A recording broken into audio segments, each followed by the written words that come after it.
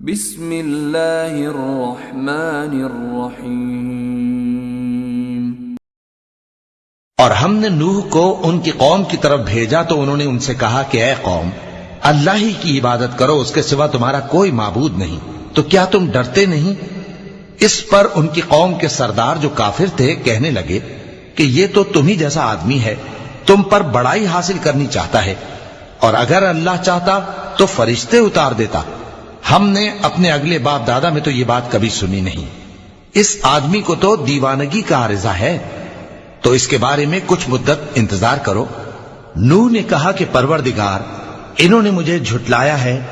تو میری مدد کر۔ بس ہم نے ان کی طرف وحی بھیجی کہ ہمارے سامنے اور ہمارے حکم سے ایک کشتی بناؤ، پھر جب ہمارا حکم آ پہنچے اور تنور پانی سے بھر کر جوش مارنے لگے تو سب قسم کے پالتو حیوانات میں سے جوڑا جوڑا یعنی نر اور مادہ دو دو کشتی میں بٹھا لو، اور اپنے گھر والوں کو بھی سوائے ان کے جن کی نسبت ان میں سے ہلاک ہونے کا حکم پہلے صادر ہو چکا ہے، اور ظالموں کے بارے میں مجھ سے کچھ نہ کہنا، وہ ضرور ڈبو دیے جائیں گے۔ پس جب تم اور تمہارے ساتھی کشتی میں بیٹھ جاؤ تو اللہ کا شکر کرنا اور کہنا کہ سب تعریف اللہ ہی کے لیے ہے جس نے ہم کو ظالم لوگوں سے نجات بخشی، اور یہ بھی دعا کرنا کہ اے پروردگار، ہم کو مبارک جگہ اتاریو اور تو سب سے بہتر اتارنے والا ہے۔